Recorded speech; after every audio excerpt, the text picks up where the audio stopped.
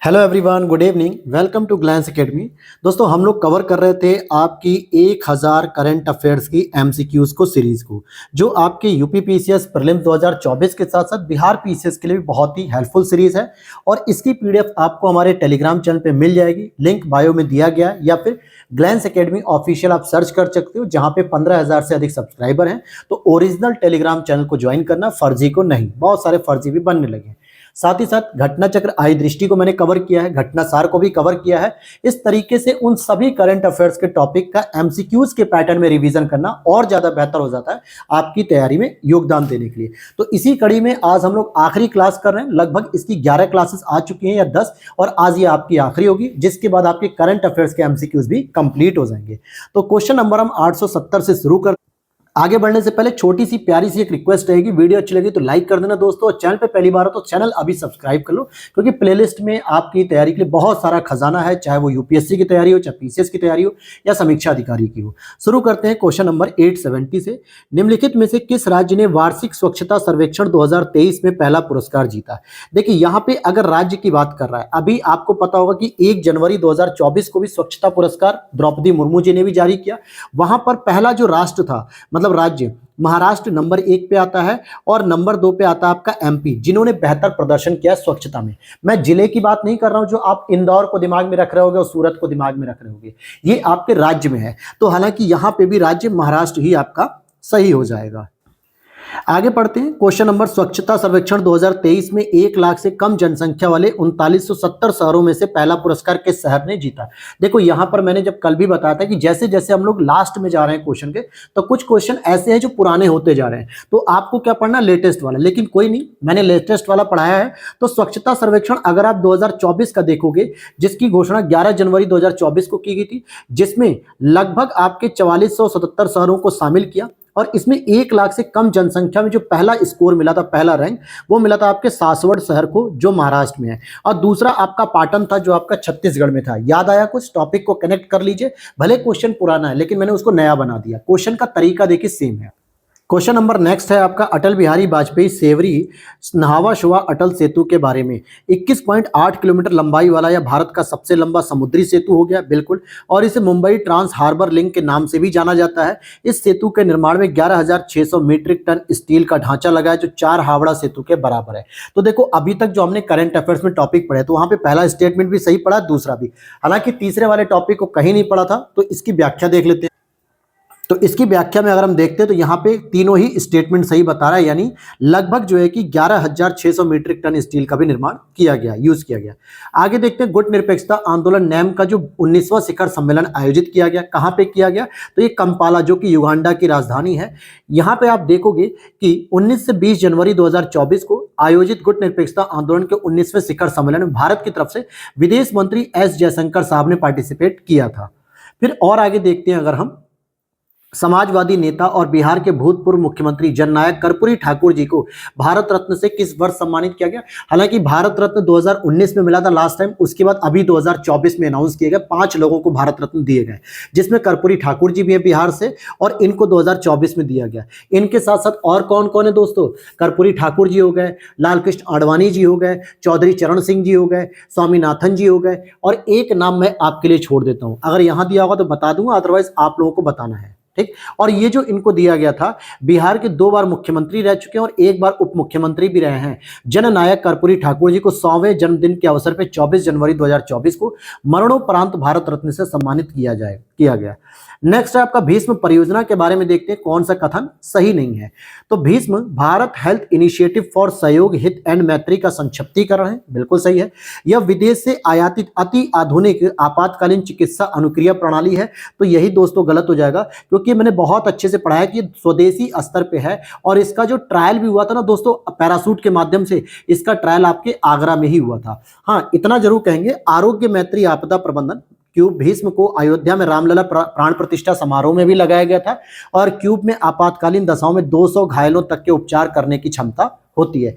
अभी एक ऐसा देश है जो पहला देश कहलाएगा यूक्रेन, जिसको भारत ने 4 भीष्म क्यूब जो है कि प्रदान किए, क्योंकि अभी यूक्रेन में क्या रसिया के द्वारा लगातार संघर्ष किया जा रहा है, तो ऐसे में वहां के जो सैनिक है उनका उपचार तत्काल रूप से प्राइमरी एड, जिसे हम कहते हैं फर्स्ट एड, वो सुविधा प्रदान हो सकेगी।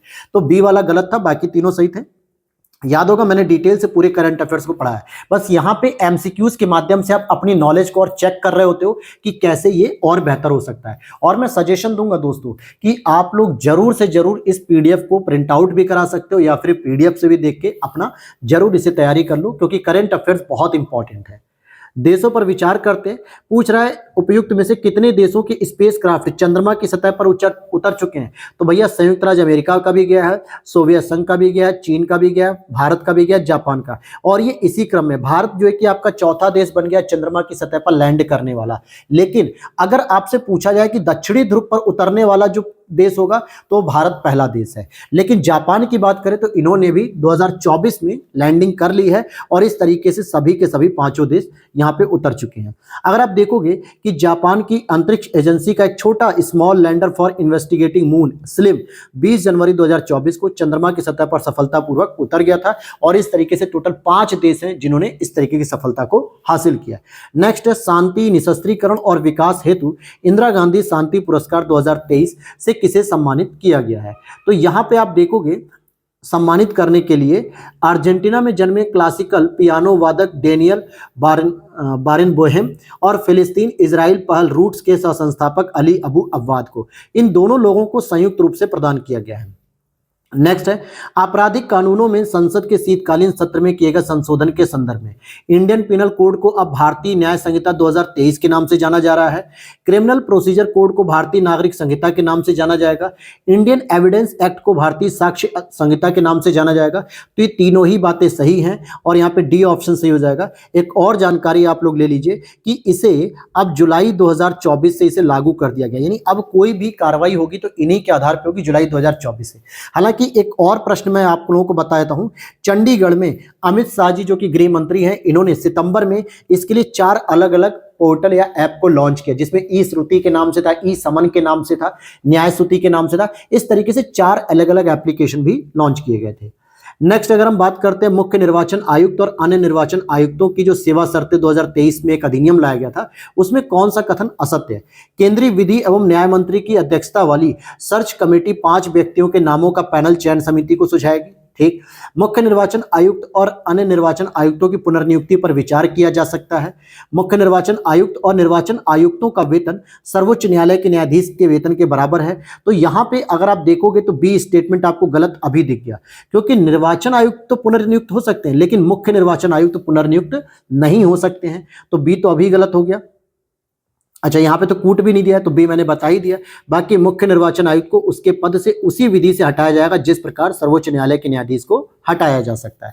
तो यहाँ लिखा है कि मुख्य निर्वाचन आयुक्त की पुनर्नियुक्ति नहीं की जा सकती, हालांकि किसी कार्यरत निर्वाचन आयुक्त की नियुक्ति मुख्य निर्वाचन के रूप में की जा सकती है। आगे बात करते हैं किस एक राज्य में केंद्रीय जनजातीय विश्वविद्यालय स्थापित किया जाएगा, तो वो हो जाएगा आपका, वैसे यहां पे तो दोस्तों दे रहा है कि सभी तीनों में कौन कौन से हो जाएंगे जरा एक बार देखते हैं। वैसे देश का जो पहला केंद्रीय जनजातीय विश्वविद्यालय वो अमरकंटक मध्य प्रदेश में स्थापित किया गया था, और जबकि आंध्र प्रदेश जब पुनर्संगठित किया अधिनियम 2014 की 13वीं अनुसूची के प्रावधानों के तहत केंद्रीय जनजातीय विश्वविद्यालय विजयनगरम आंध्र प्रदेश में स्थापित किया गया, और 17 दिसंबर 2023 को राष्ट्रपति के द्वारा केंद्रीय विश्वविद्यालय अधिनियम में संशोधन करते हुए समक्का सरक्का केंद्रीय जनजातीय विश्वविद्यालय तेलंगाना में भी स्थापना की गई थी। तो 3 प्रकार के अलग अलग केंद्रीय विश्वविद्यालय देखे गए हैं। नेक्स्ट अगर हम बात करते हैं यहाँ पे ग्वालियर किला, धामनर गुफाएं, भोजेश्वर महादेव मंदिर, चंबल घाटी, खूनी भंडार और गोंड मेमोरियल रामनगर, उपयुक्त में से कितने स्थलों को यूनेस्को विश्व धरोहर की अन्वीक्षात्मक सूची में शामिल किया गया था। तो यहाँ पे सभी 6 दे रहा है, लेकिन अगर आपको जानना है तो ये जान लो कि 41 नंबर पे कौन था, ये आपका शांति निकेतन पश्चिम बंगाल का।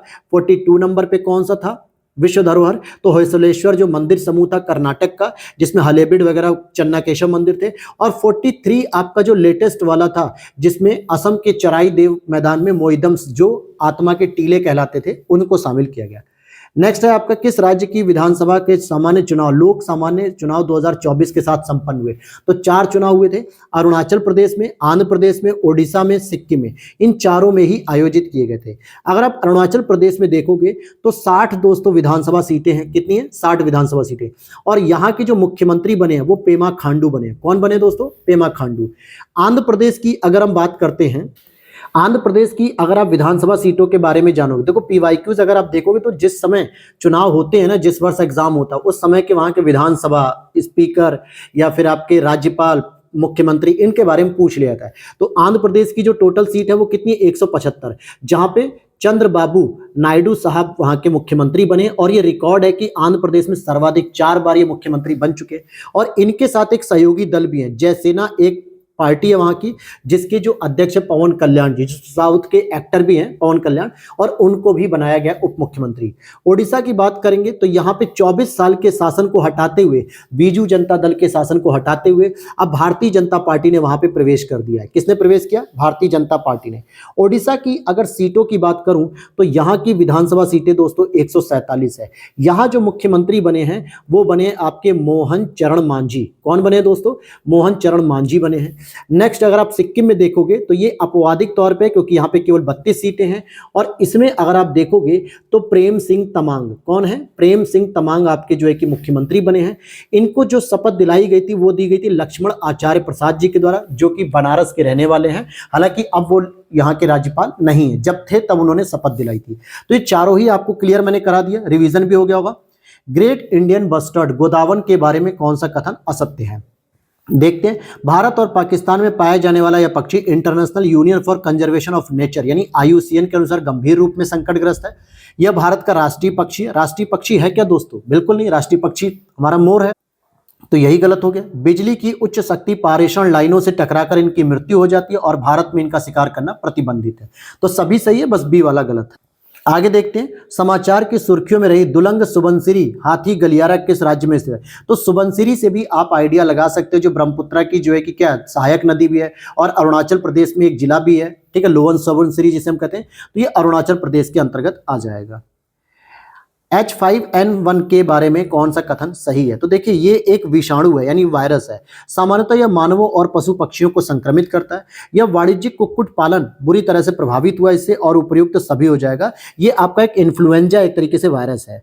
संरक्षित स्मारकों के बारे में बात करें, किसी स्मारक को संरक्षित सूची से हटाए जाने का कार्य भारतीय पुरातत्व सर्वेक्षण ASI archaeological survey of India के द्वारा किया जाता है। साथ ही साथ किसी स्मारक को संरक्षित स्मारक सूची से हटा लिए जाने के बाद भी उसके पास निर्माण कार्य नहीं किया जाता है, तो ये बात गलत हो जाएगी। पहला ही केवल सही है, क्योंकि जब उसके बाद आपने हटा लिया तो वहां पे आप स्मारक में काम कर सकते हो कोई भी चीजों का। अभी हाल ही में ग्यालसूंग अधोरचना परियोजना के वित्तीयन हेतु किन देशों के बीच में समझौता ज्ञापन हुआ? ग्यालसूंग के लिए भारत और भूटान के अंतर्गत किया गया है। देखिए जहां पे जो प्रश्न बहुत ज्यादा इंपॉर्टेंट होता है उसकी हम लोग व्याख्या पूरी डिटेल से पढ़ते हैं, समझाता हूं। जो नहीं होता उसमें केवल उस फैक्ट को याद कर लेना। उपयुक्त में से कितने देशों के अंतरिक्ष यान चंद्रमा पर सॉफ्ट लैंडिंग करने में सफल हुए? तो वही प्रश्न फिर रिपीट हो गया। भारत, चीन, जापान, USSR, अमेरिका। 5, फ्रांस इसमें नहीं शामिल होगा, इसलिए केवल 5 रहेंगे। अगला प्रश्न है आपका, एक ज्वालामुखी के फटने से समाचारों की सुर्खियों में रेगजेंस प्रायद्वीप निम्नलिखित में से चर्चा में रहा, और ये किसका हिस्सा है? तो ये आइसलैंड का हिस्सा है। किसका है दोस्तों? आइसलैंड का है। आगे देखते हैं यहाँ पे, निम्नलिखित में से किन देशों की 3 रक्षा सेनाओं के बीच में टाइगर ट्रम्प 2024 का आयोजन किया गया? तो भारत, संयुक्त राज्य अमेरिका के बीच में। तो भारत और अमेरिका की जो तीनों रक्षा सेनाएं होती, थल, नभ और वायुसेना, इनके बीच में होता है। नेक्स्ट है, अगर हम बात करें कौन सा देश औपचारिक रूप से NATO North Atlantic Treaty Organization का 32वां सदस्य बना? तो स्वीडन। जबकि फिनलैंड की बात करेंगे तो फिनलैंड दोस्तों 31वां सदस्य बन चुका था पिछली वर्ष ही। फिर आगे देखते हैं, कौन सा युग्म सही सुमेलित नहीं है? इंदिरा गांधी प्यारी बहना सुख सम्मान निधि योजना हिमाचल प्रदेश की है, महतारी वंदन योजना छत्तीसगढ़ की, मुख्यमंत्री लाडली बहना MP की, और लखपति दीदी योजना तेलंगाना की।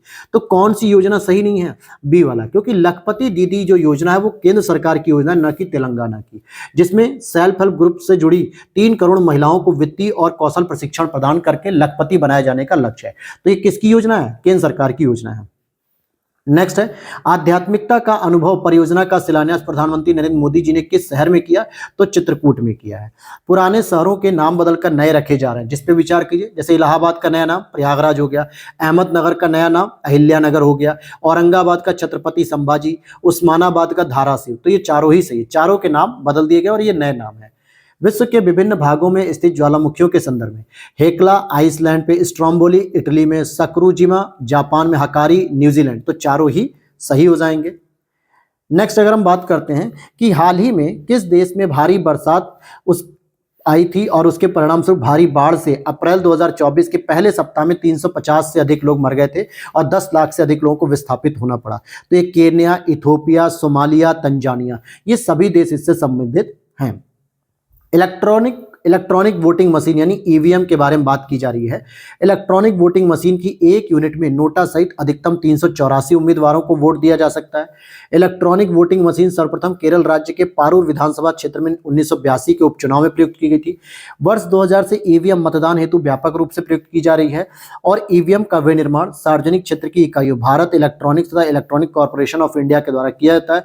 तो यहाँ पे अगर आप देखोगे तो ये डी दे रहा है, अर्थात ये चारों स्टेटमेंट सही किए गए हैं। आगे देखते हैं, राष्ट्रीय सृजनकर्ता पुरस्कारों 2024 में cultural ambassador of the year Maithili Thakur ji को है, जो एक मतलब अभी मुश्किल से मुझे लगता है 23-24 साल की हैं और बिहार की हैं और बहुत अच्छा जो है कि भजन वगैरह कीर्तन करती है मैथिली ठाकुर जी। इनके दो भाई भी इनके साथ रहते हैं। Green champion Pankti Pandey, best story teller Kritika Govindaswamy, best creator in the tech category Gaurav Chaudhary और फेवराइट ट्रैवल क्रिएटर कामिया जानी। तो ये सभी के सभी ठीक है, यहाँ पे डी ऑप्शन सही हो जाएगा। एकात्मकता की मूर्ति मैंने आपको पढ़ा था, ओंकारेश्वर मध्य प्रदेश में मानधाता पर्वत के पास ओपन की गई है। ये जगत गुरु शंकराचार्य जी के लिए है। और ये एकात्मकता क्यों कहते हैं? क्योंकि इनका जो दर्शन है वो अद्वैतवाद का है। अद्वैतवाद मतलब कि ये ईश्वर और शरीर दोनों को एक मानते हैं, ईश्वर और आत्मा को अलग अलग नहीं मानते हैं। आगे देखते हैं, माइक्रोप्लास्टिक के संदर्भ। माइक्रोप्लास्टिक का जो आकार होता है 1 माइक्रोमीटर से लेकर 5 मिलीमीटर के बीच होता है। माइक्रोप्लास्टिक के कण समुद्री जल, जानवरों, पौधों, बोतलबंद पानी में पाए जाते हैं। माइक्रोप्लास्टिक के कण पानी, खाद्य पदार्थों से होते हुए मानव शरीर में गुर्दे के ऊतकों, यकृत और मस्तिष्क तक पहुंचते हैं। तो ये तीनों ही बातें सही है। अप्रैल 2024 में निम्नलिखित में से किस क्षेत्र में या किस शहर क्षेत्र में 75 वर्षों में पहली बार इतनी तेज वर्षा हुई जैसे गंभीर हालत उत्पन्न हो गए थे? तो जैसे अशारकिया ओमान में, अबू धाबी यूएई में, दुबई यूएई में, अल एन यूएई में। अब सोचो दोस्तों, जहां बारिश ही ना हो रही हो, कभी रेत की बात है, तो वहां क्या ही प्रिकॉशन करोगे, लेकिन अचानक इतनी बारिश हुई कि पूछो ही मत। सर्वोच्च न्यायालय की एक पीठ के द्वारा 21 मार्च 2024 को सुनाए गए निर्णय के संदर्भ में जलवायु परिवर्तन के विपरीत प्रभाव से बचाव एक विशिष्ट मौलिक अधिकार है। विधि के समक्ष समानता और समान संरक्षण से संबंधित संविधान का अनुच्छेद 14 इस अधिकार का अहम स्रोत है। जीवन और व्यक्तिगत स्वतंत्रता से संबंधित संविधान का अनुच्छेद 21 भी इसका एक अहम स्रोत है। तो तीनों ही बातें यहाँ पे सही जाएंगी, अर्थात जलवायु परिवर्तन से जो आपके प्रभाव हो रहे हैं शरीर पे, उनको बचाने के लिए मौलिक अधिकार के रूप में शामिल किया जाएगा। अभी हाल ही में राष्ट्रीय बाल अधिकार आयोग की एक जांच में विश्व के अति प्रतिष्ठित ब्रांड को स्वास्थ्यवर्धक पेय या ऊर्जा बढ़ाने वाले पेय नहीं माना जाता है। तो ये हो जाएगा बॉर्नवीटा को। ठीक है, ये आपका जो है कि स्वास्थ्यवर्धक पेय या ऊर्जा बढ़ाने वाला पेय नहीं माना गया। यानी जो एडवर्टीजमेंट आप देखते हो ना बॉर्नवीटा कंपनियों का कि भैया अपने बच्चों को पिलाओ, एनर्जी रहेगी, स्टेमिना रहेगा, लंबाई बढ़ेगी, हाइट बढ़ेगी, ऐसा कुछ नहीं होता है, सब जीरो है। इससे बढ़िया है तो आप लोग देसी चीज खाए पिया करिए। शेंजन वीजा के बारे में बात करें, कौन सा कथन सही है? अभी तक शेंजन वीजा धारक शेंजन क्षेत्र में 180 दिन की अवधि में से किसी भी समय अधिकतम 90 दिन तक स्वतंत्र रूप में आ जा सकते हैं। 29 यूरोपीय देश शेंजन क्षेत्र हैं। यूरोपीय संघ ने अभी हाल ही में यूरोपीय देशों में कई बार यात्रा करने वाले भारतीयों शेंजन वीजा नियमों में ढील दी है और यूके शेंजन वीजा क्षेत्र में शामिल नहीं है। ये यूरोपीय यूनियन के अंतर्गत आता है। तो इसमें जो है कि आपका केवल पहला स्टेटमेंट ही गलत है। आगे देखते हैं, सियाचिन भारत के साहस, दृढ़ता और संकल्प, ठीक है, की राजधानी है और यह निम्नलिखित में से किसका है? तो रक्षा मंत्री राजनाथ सिंह ने। क्या है ये? कथन है। अच्छा, ये कथन कहा गया है। 18वीं लोकसभा के सामान्य निर्वाचन में सूरत लोकसभा निर्वाचन क्षेत्र में निम्नलिखित में से कौन सा कारण सुर्खियों में रहा है? तो यहाँ पर पढ़ेंगे कि इस निर्वाचन क्षेत्र में उम्मीदवारों की संख्या देश में सर्वाधिक थी। इस निर्वाचन क्षेत्र में मात्र 2 ही उम्मीदवार थे। भारतीय जनता पार्टी के उम्मीदवार मुकेश दलाल को इस सीट से निर्विरोध निर्वाचित घोषित किया गया और इस निर्वाचन क्षेत्र में सभी उम्मीदवार महिलाएं थी। तो ये वाला स्टेटमेंट सही है। निर्विरोध का मतलब हो गया वहां पे और कोई कैंडिडेट था ही नहीं, वो अकेले ही खड़े थे और वो अकेले जीत भी गए। फिर आगे देखते हैं यहाँ पे नागरिकता संशोधन अधिनियम 2019 के बारे में बात करेंगे।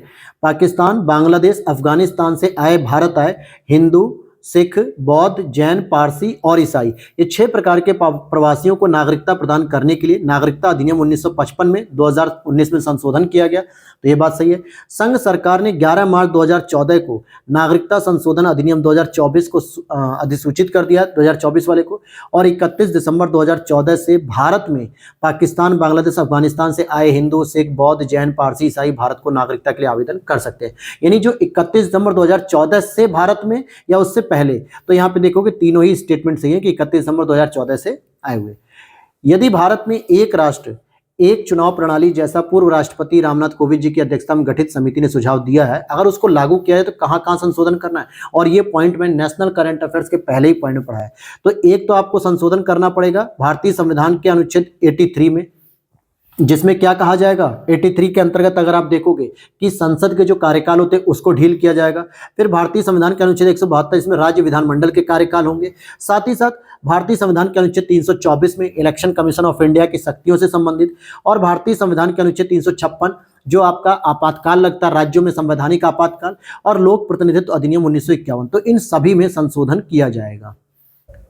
आगे देखते हैं यहाँ पे निम्नलिखित में से किस देश ने विकासशील देशों के समूह ब्रिक्स बैंक में शामिल होने की औपचारिक स्वीकृति मिलने के बाद इस समूह में शामिल होने का निर्णय नहीं लिया। ठीक है, शामिल न होने का निर्णय लिया तो अर्जेंटीना था, क्योंकि जब अप्लाई किया गया था तो वहां पे अर्जेंटीना को भी जो है कि शामिल करना था, लेकिन उसने फिर रिटर्न कर दिया। तो अभी अगर आप देखोगे तो इसमें मिस्र, इथोपिया, ईरान, सऊदी अरब और यूएई, ये 5 देश शामिल हैं, और 5 पुराने जिसमें आपका ब्राजील हो गया, रूस, इंडिया, चाइना, अफ्रीका, तो टोटल आपके ब्रिक्स के 10 मेंबर हो गए। अर्जेंटीना को हटा देना है आपको, इसने अपनी स्वीकृति वापस ले ली। नेक्स्ट है, अभी हाल ही में कृषि वैज्ञानिकों के द्वारा खोजी गई कल्पा सुवर्णा निम्नलिखित में से किस फसल की उन्नत किस्म है? तो ये हो जाएगा आपका सरसों की उन्नत किस्म है। कोरल सुपर हाईवे के बारे में निम्नलिखित में से कौन सा कथन सही है? तो यहां अगर हम पढ़ते हैं कोरल सुपर हाईवे का मतलब, कोरल सुपर हाईवे समुद्री धाराएं हैं जो सुदूर स्थित प्रवाल भित्ति पारिस्थितिकी तंत्र के बीच विशाल दूरी पर प्रवाल लार्वा को फैलाती हैं, और ये सेशल्स में प्रवाल भित्ति के विकास और संरक्षण में भी सहायक होती हैं। तो ये दोनों ही स्टेटमेंट आपके सही हैं, तो इसलिए सी ऑप्शन यहाँ पे करेक्ट हो जाएगा। आगे देख लेते हैं ऑपरेशन गगन 2024, ऑपरेशन गगन शक्ति 2024 के बारे में कौन सा कथन सत्य है? यह भारतीय वायुसेना का 1 से 10 अप्रैल 2024 तक चलाया गया अखिल भारतीय अभ्यास है। इसमें वायुसेना के सभी बेस तथा आस्तियां शामिल हुई हैं। थल सेना ने लॉजिस्टिक सेवाएं मुहैया कराई हैं और उपयुक्त सभी, तो यहाँ पे डी ऑप्शन करेक्ट हो जाएगा। संयुक्त राष्ट्र के निकाय, विश्व मौसम विज्ञान संगठन तथा यूरोपीय संघ की जलवायु परिवर्तन एजेंसी कोमरनिक्स के अनुसार निम्नलिखित में से कौन सा महाद्वीप में तापमान में सर्वाधिक तेजी से वृद्धि हो रही है? तो यूरोप के महाद्वीप में सबसे अधिक तेजी से वृद्धि हो रही है। मेघालय सरकार द्वारा शिक्षा के क्षेत्र में किया जा रहा है एबीसी क्या है दोस्तों? तो एबीसी आप देखोगे एकेडमिक क्रेडिट बैंक के नाम से जाना जाएगा। नेक्स्ट आपका प्रश्न है यहाँ पे, निम्नलिखित में से किसने जेल में निरुद्ध रहते हुए भी लोकसभा चुनाव 2024 जीत लिया? अमृतपाल सिंह या शेख अब्दुल राशिद? तो इन दोनों ने ही जेल में हालांकि ये थे और फिर भी इन्होंने जब चुनाव लड़ा तो ये जीत गए।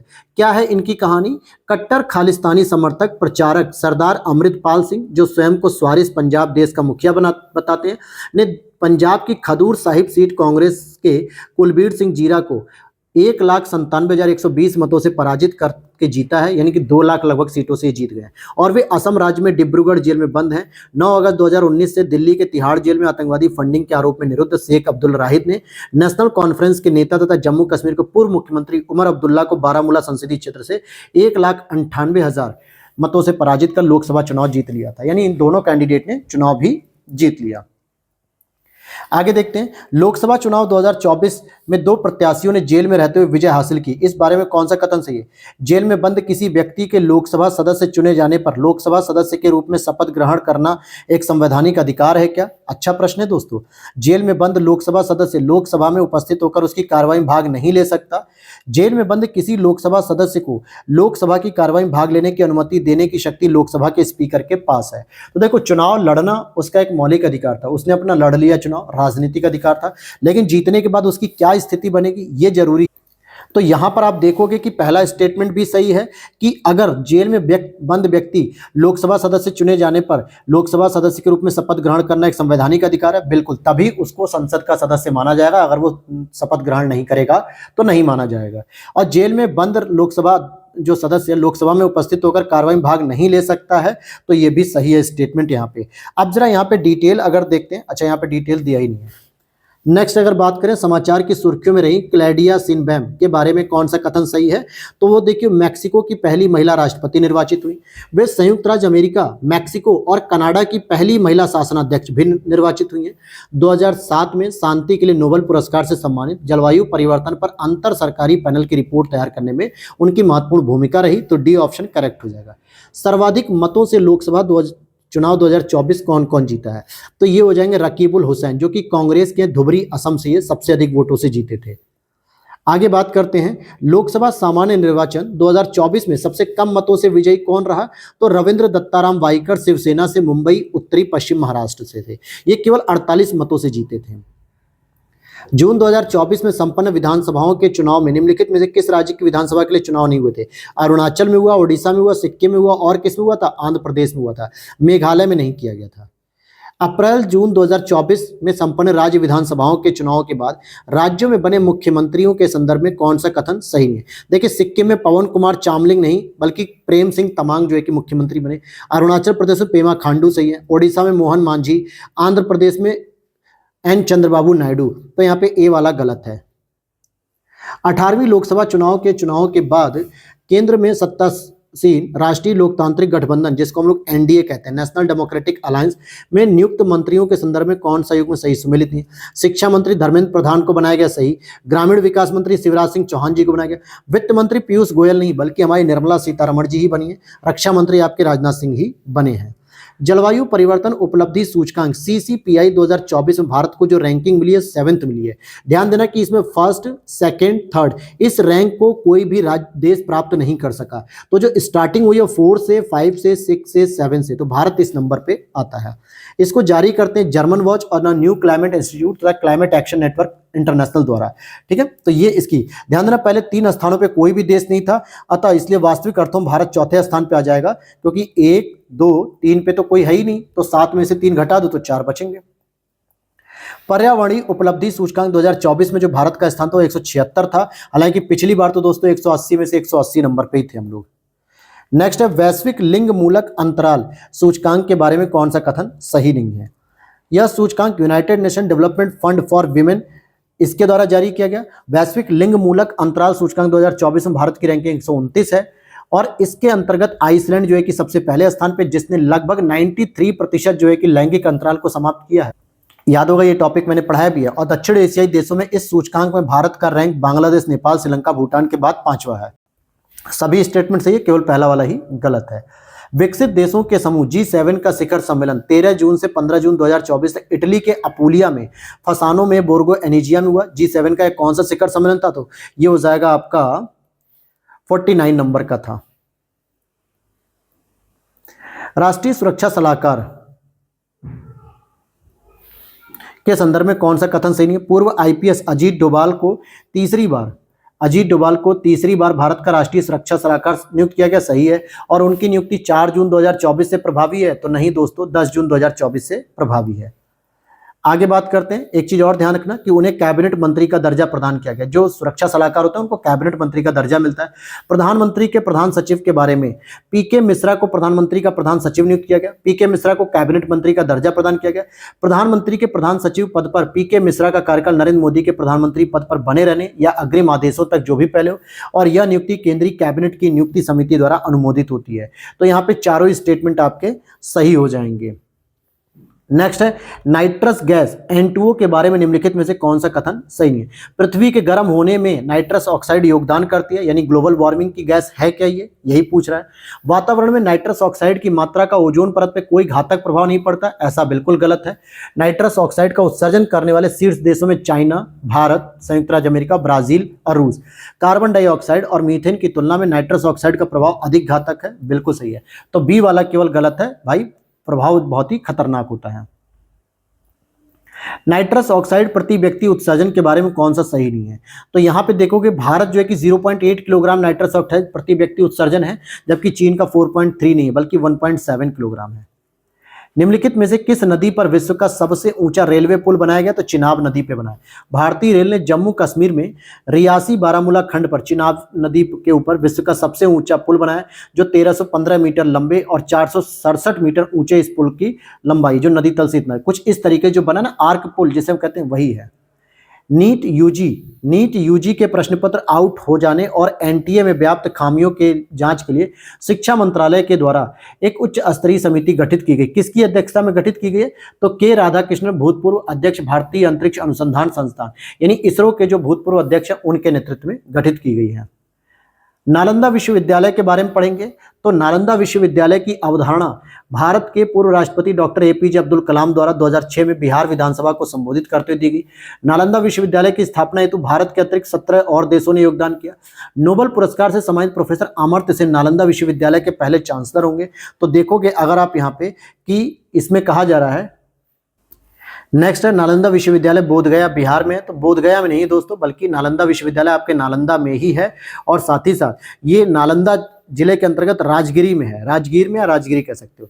तो 1, 2, 3 सही है, बाकी चौथा गलत है। भारत द्वारा निम्नलिखित में से किस देश में maritime rescue coordination centre MRCC का निर्माण किया गया, श्रीलंका में। अब यहाँ पे ये प्रश्न रिपीटेड है दोस्तों। चलिए आगे चलते हैं, क्योंकि वहां पे वो प्रश्न जो है कि कुछ ठीक नहीं थे। यहां पर देखते हैं समाचार की सुर्खियों में रहा अल फसीर शहर किस देश में स्थित है, सूडान में स्थित है। नेक्स्ट है समाचार की सुर्खियों में रहा होरिजॉन 2047, होराइजन जिसे हम कहते हैं। तो भारत और फ्रांस के बीच में एक तरीके से 25वीं वर्षगांठ से संबंधित है ये। समाचारों की सुर्खियों में रहे गुआंटानायो की खाड़ी, ये कहां पर स्थित है, क्यूबा के अंतर्गत। समाचार की सुर्खियों में रहे 2020, ये क्या है, तो कॉर्पोरेट जगत समर्थित एक राजनीतिक पार्टी है, क्योंकि मैच के लिए अगर आप देखोगे तो T20 होता है, लेकिन यहाँ पे 2020 वर्ड यूज किया गया है। 2020 एक ऐसी राजनीतिक पार्टी है जिसकी स्थापना विश्व की दूसरी सबसे बड़ी बच्चों के गारमेंट बनाने वाली कंपनी किटेक्स गारमेंट द्वारा समर्थित है, और पहली बार यह केरल के 2 लोकसभा क्षेत्रों एर्नाकुलम और चालकुडी से इसके प्रत्याशी चुनाव लड़ रहे हैं। केरल में कुछ 20 लोकसभा सीटें भी आती हैं। बात करेंगे नेक्स्ट प्रश्न की। 17 वर्षीय भारतीय डी गुकेश का नाम क्यों चर्चा में है, तो ये ग्रैंड मास्टर डी गुकेश विश्व के सबसे कम आयु के शतरंज खिलाड़ी हैं जो विश्व चैंपियनशिप प्रतिस्पर्धा में भाग लेंगे। वह असाधारण उपलब्धि हासिल करने वाले डी गुकेश विश्वनाथन आनंद के बाद दूसरे भारतीय होंगे। डी गुकेश ने 2023 में होंगझोउ एशियाई खेलों में रजत पदक जीता था। उपयुक्त सभी के सभी आंसर सही हो जाएंगे। ईवीएम के बारे में बात करेंगे। ईवीएम तथा वीवीपैट के विवाद पर सर्वोच्च न्यायालय ने हाल ही में निर्णय क्या दिया, इलेक्ट्रॉनिक वोटिंग मशीन से पड़े एक एक वोट का मिलान वीवीपैट पर्चियों से कराए जाने के लिए दाखिल सभी याचिकाएं खारिज कर दी गई हैं, और मत पत्र से मतदान कराए जाने की मांग भी खारिज कर दी गई। तो ये दोनों ही बातें यहाँ पे सही हैं। सर्वोच्च न्यायालय की एक पीठ ने 26 अप्रैल 2024 को सुनाए गए निर्णय से चुनाव प्रक्रिया को और भी निष्पक्ष और स्वतंत्र बनाने के लिए कतिपय निर्देश दिए हैं। तो क्या क्या स्टेटमेंट इसमें सही, जिन वीवीपैट मशीनों में चुनाव चिन्ह डालने का काम 1 मई 2024 को या उसके बाद किया गया, उनकी चुनाव चिन्ह लोडिंग यूनिट को एक कंटेनर में सील किया जाए, सही है। चुनाव चिन्ह लोडिंग यूनिट के सीलबंद कंटेनर के नतीजे घोषित होने के कम से कम 45 दिन तक स्ट्रांग रूप में सुरक्षित रखा जाएगा, यह भी सही है। दूसरे या तीसरे स्थान पर रहे उम्मीदवार की शिकायत पर ईवीएम विनिर्माता कंपनियों के engineer EVM control unit, ballot unit और वीवीपैट में मौजूद मेमोरी या कंट्रोल यूनिट की जांच करेंगे, तो यह भी सही है। तो इस तरीके से आपका तीनों ही स्टेटमेंट सही हो जाएगा। नेक्स्ट अगर हम बात करते हैं कि 2024 में गोल्ड मैन प्राइज एशिया से निम्नलिखित में से किसे सम्मानित किया गया है, तो आलोक शुक्ला जी को सम्मानित किया गया। किसे, आलोक शुक्ला जी को। ये कौन है, तो छत्तीसगढ़ में जो हसदेव जंगल को बचाए आंदोलन के लिए संयोजक थे, हसदेव अरण्य बचाओ संघर्ष समिति के संस्थापक सदस्य आलोक शुक्ला जी को इस तरीके का पुरस्कार दिया गया है। नियोम की बात करेंगे, NEOM नामक नया शहर किस देश में बसाया जाएगा? तो ये आपके सऊदी अरब में बसाया जाएगा। निम्नलिखित में से किस देश की सरकार और देश के विरुद्ध वर्षों से संघर्षरत विद्रोही गुटों के बीच केन्या सरकार ने मध्यस्थता की है? तो दक्षिणी सूडान में। बड़े पैमाने पर वनों की कटाई, भूमि पर अवैध कब्जों और मानवाधिकार के उल्लंघनों को लेकर समाचार में सुर्खियों में रहा बाहिया स्टेट, ये किस देश से संबंधित है बाहिया स्टेट? तो ये ब्राजील से संबंधित होगा। किससे? ब्राजील से। कामी रीता शेरपा का नाम सुर्खियों में रहा है, कौन सा कथन इनके बारे में गलत दिया है? कामी रीता ने 29 बार विश्व की सबसे ऊंची चोटी में एवरेस्ट पर चढ़ने का रिकॉर्ड बनाया, 29 बार पूछा जा रहा है। कामी रीता नेपाल मूल की अमेरिकी नागरिक हैं। कामी रीता ने वर्ष 1994 में 24 वर्ष की आयु में पहली बार एवरेस्ट पर चढ़ाई की थी, तो यही स्टेटमेंट गलत है। अरोरा ऑस्ट्रेलिस के बारे में कौन सा कथन सही नहीं है? अरोरा ऑस्ट्रेलिस जो कि दक्षिणी ध्रुव के प्रकाश को भी कहा जाता है, साउदर्न लाइट्स जो आपके साउथ पोल पे जो कि दिखती है ना नेचुरल जो लाइट होती है उसे कहा जाता है। यह ऑस्ट्रेलिया का एक रेगिस्तानी क्षेत्र है? तो बिल्कुल नहीं। क्षितिज पर दिखाई देने वाला प्रकाश हाल ही में अर्जेंटीना में डसुइया टिएरा फ्यूगो में देखा गया और इसमें कृत्रिम उपग्रहों पावर ग्रिड के लिए कुछ खतरा उत्पन्न हो गया है। भारत ने किस बंदरगाह के परिचालन हेतु 10 वर्षीय अनुबंध पर हस्ताक्षर किए हैं? तो चाबहार बंदरगाह पे किया है, जो कि शाहिद बेहस्ती टर्मिनल के नाम से दिया गया है, ईरान के अंतर्गत आता है। मई 2024 के मध्य में भारत ने किस देश में बाढ़ प्रभावित लोगों की सहायतार्थ आपदा राहत सामग्री शुरू की? तो केन्या में शुरू की गई। भारत एवं फ्रांस की थल सेनाओं के बीच अभ्यास शक्ति का 7वां संस्करण किस राज्य में संपन्न हुआ? तो महाराष्ट्र में हुआ। नेक्स्ट है आपका memory of the world Asia Pacific regional register में शामिल किए गए हैं। तो रामचरितमानस, सहृदय लोकलोचन और पंचतंत्र। इसमें महाभारत शामिल नहीं है दोस्तों, तो 1, 3, 4 हो जाएगा। बायोल्यूमिनेसेंस के बारे में क्या है? तो देखोगे प्रकाश का उत्पादन और उत्सर्जन करता है, यह जीवित अवयवों द्वारा उत्पादित और उत्सर्जित किया जाता है। बायोल्यूमिनेसेंट जीव महासागरों की सतह से लेकर गहरे समुद्र तलों तक पाए जाते हैं और उपयुक्त सभी, तो ये डी ऑप्शन यहाँ पे सही हो जाएगा। नेक्स्ट है किस राज्य सरकार ने 2070 तक नेट जीरो लक्ष्य को प्राप्त करने के लिए की दिशा में लो कार्बन एक्शन प्लान प्रारंभ कर दिया है? तो बिहार सरकार ने। किस भारतीय खिलाड़ी ने अंतर्राष्ट्रीय खेल प्रतिस्पर्धाओं से संन्यास लेने की घोषणा की है? तो सुनील छेत्री ने ऑलरेडी घोषणा कर दी है, फुटबॉल खिलाड़ी हैं ये। देखा जाए आगे देखते हैं। सुरक्षा परिषद में सुधार से संबंधित G4 मॉडल प्राय हमेशा चर्चा होता है। G4 में कौन कौन से देश आते हैं? तो ये इनका शॉर्ट ट्रिक लिख लो, BBJJ। BBJJ का मतलब क्या हो जाएगा आपका कि एक तो हो जाएगा आपका भारत हो जाएगा और एक आपका हो जाएगा बी से ब्राजील। तो भारत ब्राजील हो गया और आपका जो बचेगा जर्मनी और जापान बचेगा। तो ये इसकी ट्रिक है BBJJ। यूरोप का ऐसा पहला कौन सा देश है जिसने इकोसाइड को एक राष्ट्रीय अंतर्राष्ट्रीय अपराध की संज्ञा देने के लिए कानून बनाया? तो बेल्जियम है। नेक्स्ट है अग्नि 5 के बारे में। अग्नि 5 भू आधारित नाभिकीय क्षमता सक्षम प्रक्षेपास्त्र है। इसकी अनुमानित रेंज 7000 किलोमीटर से अधिक है। यह ठोस ईंधन वाली 3 चरणों की मिसाइल है। मार्च 2024 में भारत ने MIRV प्रौद्योगिकी से युक्त अग्नि 5 का परीक्षण किया है। तो यहाँ पे सभी के सभी चारों सही हो जाएंगे। निम्नलिखित में से कौन सा नाइट्रोजन प्रदूषण का स्रोत नहीं है? तो देखो नाइट्रोजन उर्वरकों की बढ़ती खपत से भी होता है, उद्योगों में जीवाश्म ईंधन के दहन से भी होता है और पशुधन अपशिष्ट का अनुचित भंडारण और प्रबंधन करने से, लेकिन पराली जलाने से आपका नाइट्रोजन का प्रदूषण नहीं होता है। नेक्स्ट है समाचार सुर्खियों में रहा भोजशाला परिसर, ये कहाँ पे स्थित? धार जनपद MP के अंतर्गत आएगा। मध्य प्रदेश उच्च न्यायालय की इंदौर पीठ ने भारतीय पुरातत्व सर्वेक्षण ने धार जनपद में स्थित भोजशाला मंदिर कमाल मौला मस्जिद परिसर का वैज्ञानिक सर्वे कराने का आदेश दिया ताकि पता चले कि इसका मौलिक स्वरूप क्या था। अर्थात यहाँ पे जो एक मंदिर है भोजशाला मंदिर और वहीं पे कमाल मौला मस्जिद भी है। जैसे ठीक बनारस में आप देखोगे काशी विश्वनाथ मंदिर भी और वहीं पे एक मस्जिद भी है। नेक्स्ट अगर हम बात करते हैं निम्नलिखित में से किस राज्य में एक कानून बनाया गया है जिसके अनुसार मुस्लिम विवाह अथवा मुस्लिम विवाह विच्छेद का पंजीकरण केवल विशेष विवाह अधिनियम 1954 के तहत होगा? तो ये असम में ये कानून बनाया गया है। किसमें? असम में। आगे देखते हैं यहाँ पे समाचार की सुर्खियों में रहे मेला नोक्लामिस द्रौपदी, इनके बारे में कौन सा कथन सत्य है? कुछ क्वेश्चन दोस्तों ऐसे हैं जो शायद आपने भी कहीं नहीं सुने होंगे, सच बता रहा हूं। तो ऐसा नहीं कि उन क्वेश्चनों का हेडेक लेना है, एंजाइटी नहीं लेनी है। जो क्वेश्चन वाकई किसी नहीं सुने तो उस क्वेश्चन को पढ़ने कोई ज्यादा खास फायदा मिलेगा नहीं, बस पढ़ लिया जा रहा है। रूबी लाल धब्बे वाले हेड सील्ड समुद्री स्लग की नई प्रजाति का नाम भारत की राष्ट्रपति द्रौपदी मुर्मू जी के नाम पर किया गया है। इसकी खोज जूलॉजिकल सर्वे ऑफ इंडिया के द्वारा की गई है और यह प्रजाति पश्चिम बंगाल और ओडिशा के तटों पर पाई जाती है।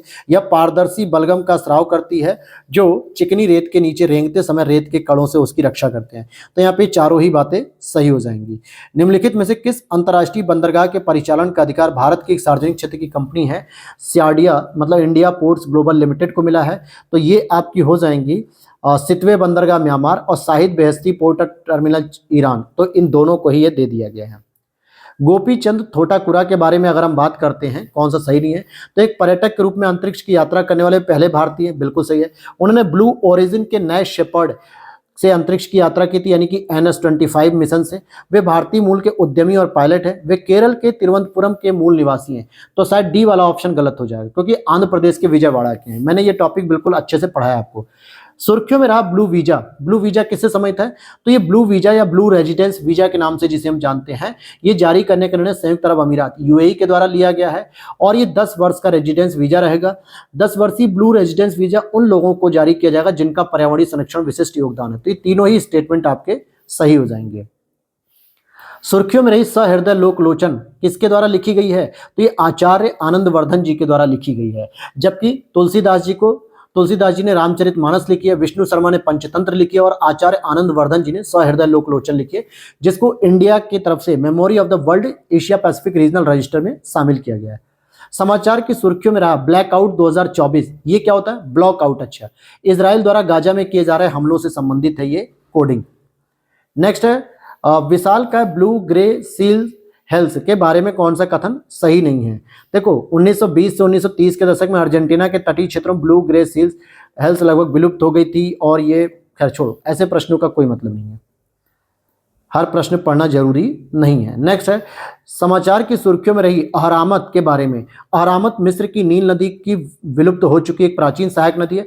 वैज्ञानिकों का मानना है कि गीजा यानी मिस्र में पिरामिडों के निर्माण में प्रयुक्त किए गए पत्थरों या शिलाओं को अहरामत नदी मार्ग से ही निर्माण स्थल तक लाया गया होगा। तो ये दोनों ही बातें सही हैं, यानी ये वहां की नदियों से संबंधित हो गया, मिस्र की।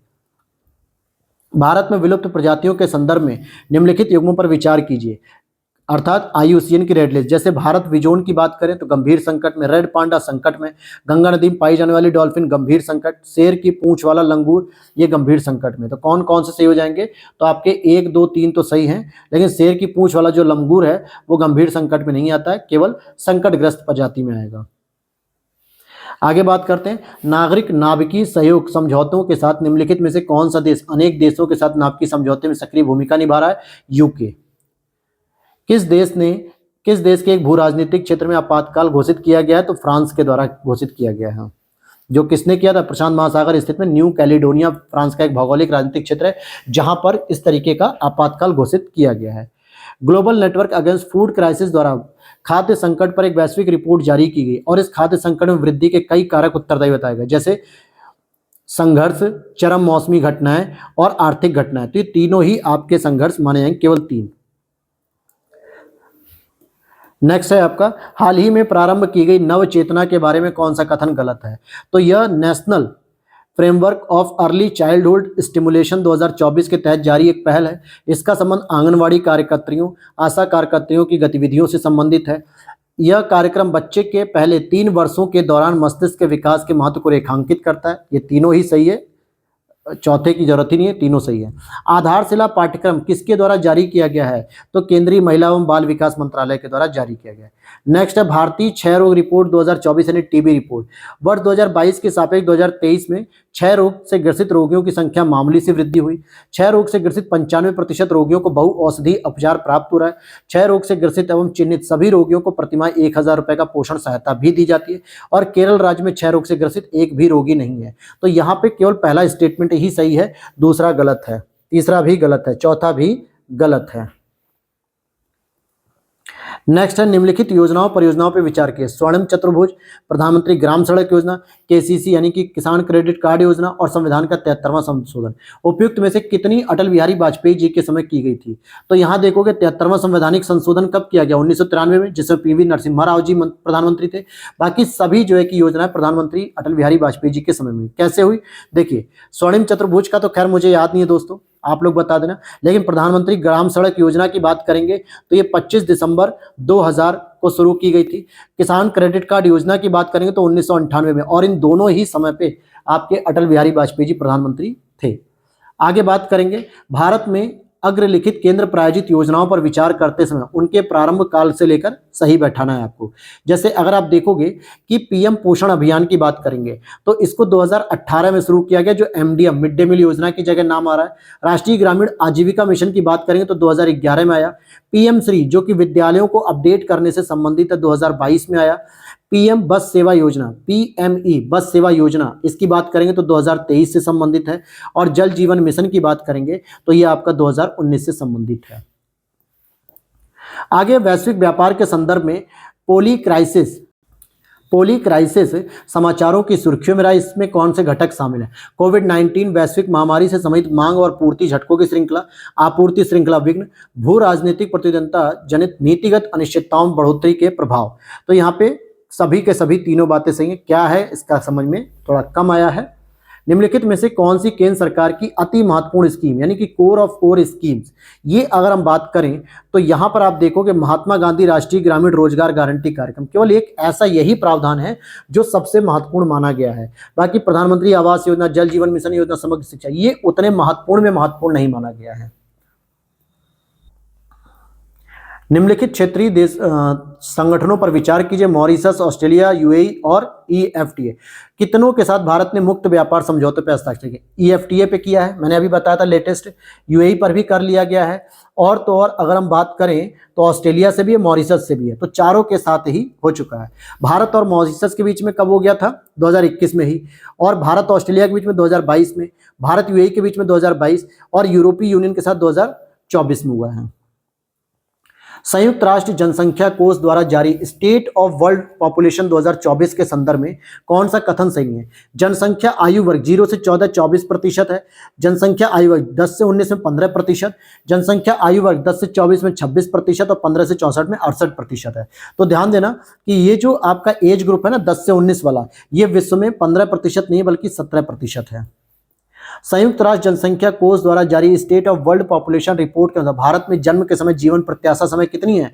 71 पॉइंट, मतलब पुरुषों और स्त्रियों में, अच्छा 71 और 74, पुरुषों में 71 है और महिलाओं में 74। और जनरली कहा भी जाता है महिलाएं पुरुषों से ज्यादा जीवन जीती हैं। नेक्स्ट है, किस देश के साथ भारत ने दोहरे करारोपण से बचने संबंधी एक समझौते को संशोधित करने संबंधी प्रोटोकॉल पर हस्ताक्षर किया? तो मॉरिशस। और लास्ट हमारा प्रश्न रहेगा इस पूरी करंट अफेयर्स के एमसीक्यू सीरीज का, विभिन्न अंतर्राष्ट्रीय निकायों के द्वारा 2024-25 में भारत के सकल घरेलू उत्पाद में वृद्धि के संदर्भ में निम्नलिखित में पूर्वानुमानों के संदर्भ में बात कीजिए। कौन सा सही नहीं है? IMF 6.8, वर्ल्ड बैंक 6.6, अंकटाड 6.5, एशियाई विकास बैंक 6.4।